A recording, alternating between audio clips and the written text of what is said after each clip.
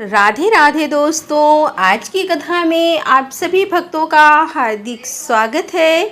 भगवान श्री कृष्ण और श्रीमती राधा रानी की कृपा सदैव आप पर और आपके समस्त परिवार पर बनी रहे।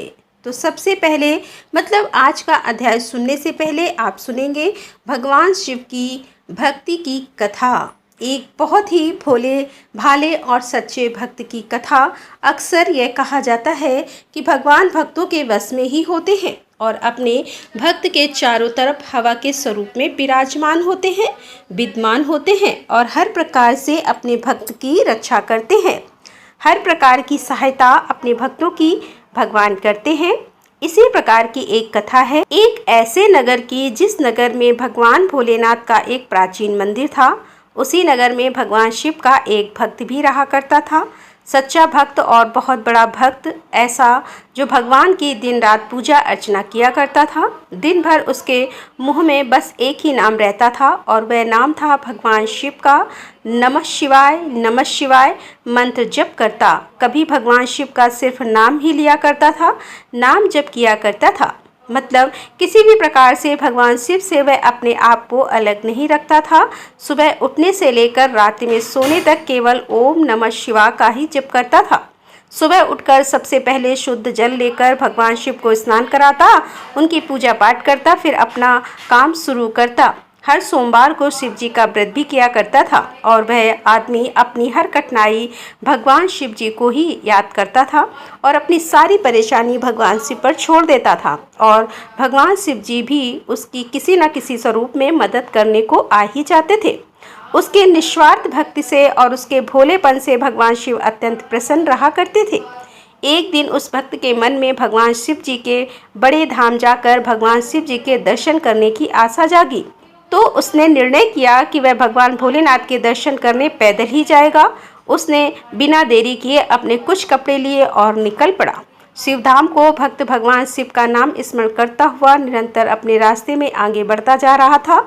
चलते चलते थक जाता तो किसी पेड़ की छांव में थोड़ी देर विश्राम कर लेता और फिर चलने लगता। उसे भूख और प्यास लगती तो रास्ते में कुछ फल खा लेता था और नदी या तालाब के मिलने पर पानी पी लेता था। वह निरंतर भगवान के दर्शन करने की जिज्ञासा से आगे बढ़ता ही जा रहा था, लेकिन वह भटकता हुआ एक ऐसी जगह पर पहुंच गया जहां बहुत ही अकाल पड़ा हुआ था तथा दूर दूर तक कोई इंसान या कोई जानवर भी वहां पर नजर नहीं आ रहा था।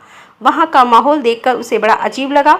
उसे उस जगह पर बहुत कठिनाइयाँ भी मिली, लेकिन उसका मन विचलित नहीं हुआ क्योंकि उसके मन में भगवान के दर्शन की लालसा थी। चलते चलते उसे बहुत जोर की भूख लगने लगी, लेकिन कहीं दूर तक भी उसे खाने को कुछ नहीं मिला।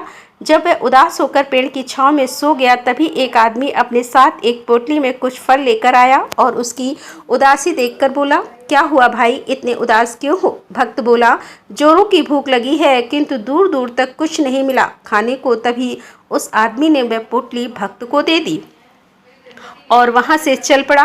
भक्त ने पोटली के सारे फल खा लिए और फिर चल पड़ा, लेकिन यह भी नहीं सोचा कि इतने सुनसान जगह पर कोई आदमी नहीं दिखाई दे रहा था, तो अचानक से यह फल वाला कहां से आ गया। वह अपने रास्ते चल ही रहा था कि उसे फिर जोर की प्यास लगी और उसने दूर दूर तक पानी तलाशा, लेकिन कहीं पानी नहीं मिला। अकाल जो पड़ा हुआ था, कई सालों से उस जगह पर कोई बारिश ही नहीं हुई थी।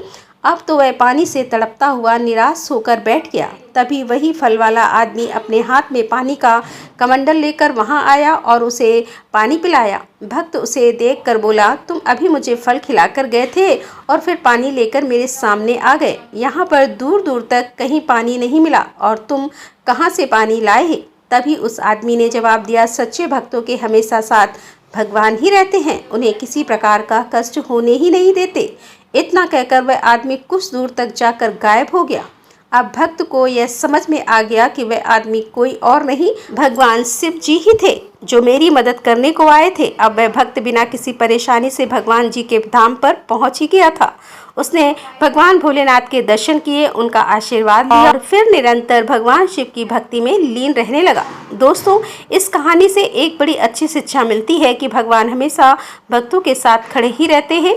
कई बार हमारे जीवन में बुरा समय आता है, लेकिन कुछ मुश्किलों के बाद भगवान सब ठीक कर देते हैं।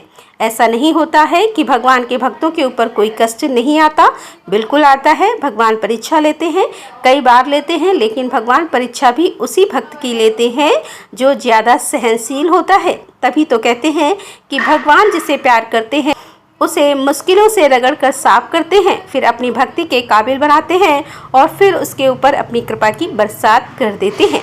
ऐसे भक्तों के साथ भगवान बिल्कुल हवा की तरह, बिल्कुल साई की तरह चलते हैं। ज़रूरत है तो सिर्फ निस्वार्थ भाव से भक्ति करने की, प्रेम रखने की, श्रद्धा रखने की और समर्पण की भावना रखने की।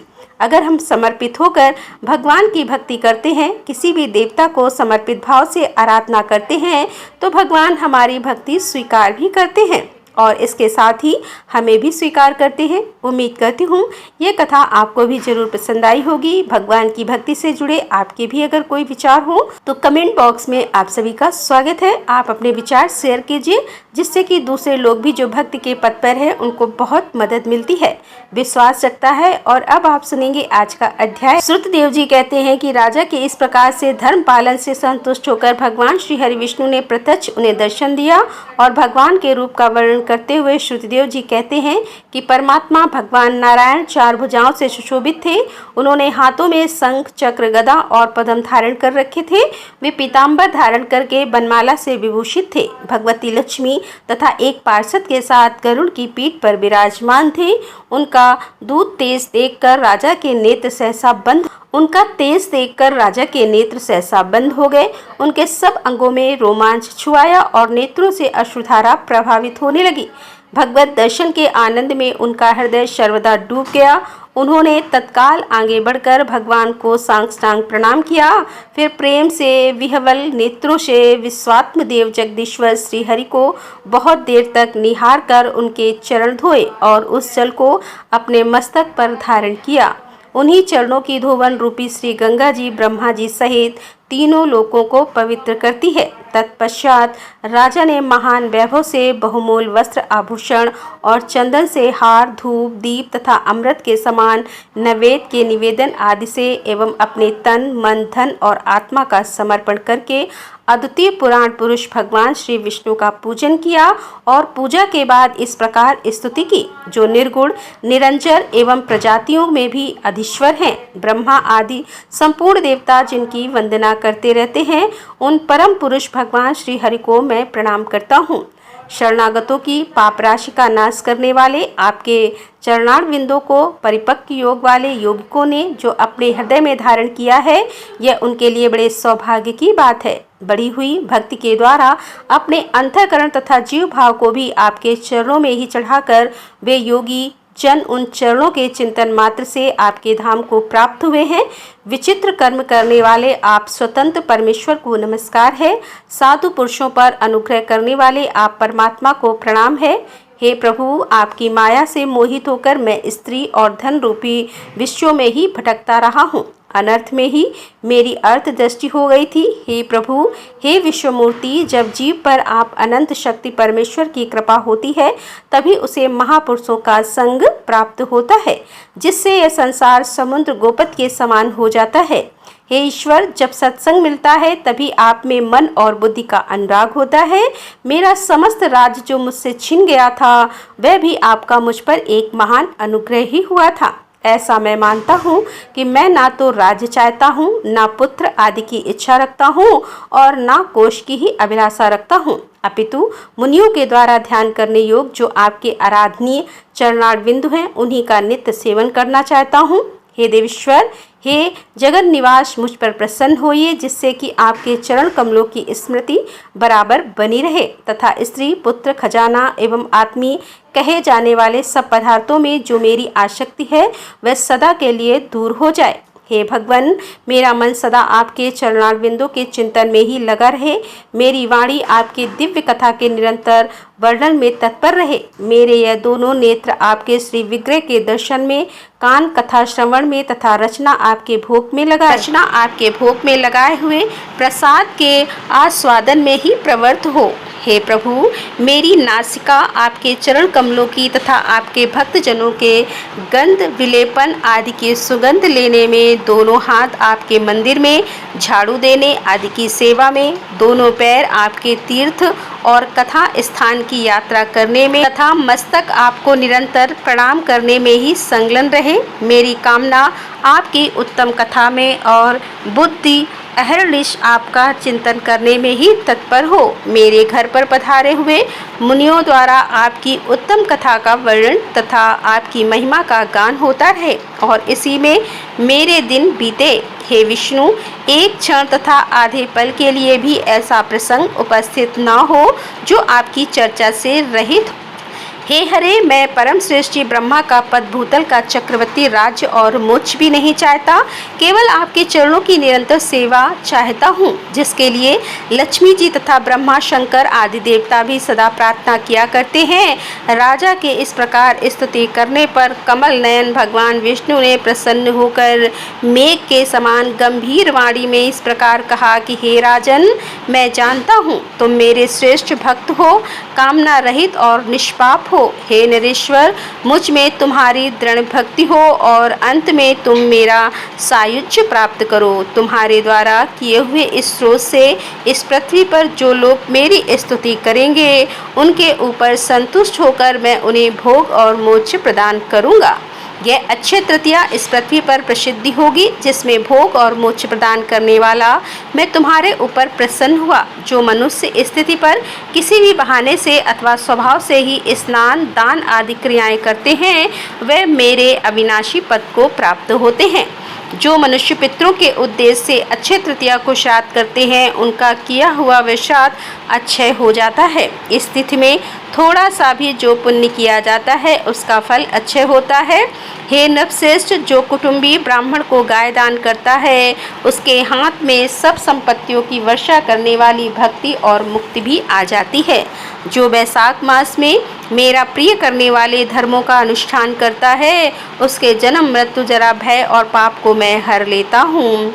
हे अनक, हे वैशाख मास में मेरे चरण चिंतन की ही भांति ऐसे ही सहस्त्र पापों को हर लेता है, जिनके लिए शास्त्रों में कोई प्रायश्चित नहीं मिलता।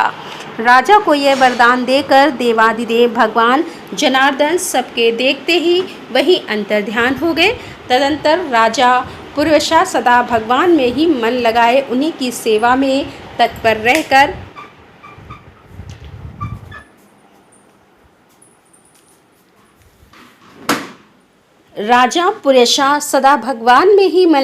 उन्हीं की सेवा में तत्पर रहकर इस पृथ्वी का पालन करने लगे और देव दुर्लभ समस्त मनोरथों का उपभोग करके अंत में उन्होंने चक्रधारी भगवान विष्णु का सायुज्य प्राप्त कर लिया। जो इस उत्तम उपाख्यान को सुनते हैं और सुनाते हैं, वे सब पापों से मुक्त होकर भगवान विष्णु के परम पद को प्राप्त हो जाते हैं। राधे राधे, जय श्री कृष्णा। आज की कथा का यहीं पर समापन करती हूँ। इसके आगे का वृतांत आप कल की कथा में सुनेंगे। उम्मीद करती हूँ ये कथा आपको जरूर पसंद आई होगी। तो दोस्तों, मिलते हैं इसके आगे का अध्याय लेकर। तब तक के लिए राधे राधे, जय श्री कृष्णा, हर हर महादेव, जय भोलेनाथ की।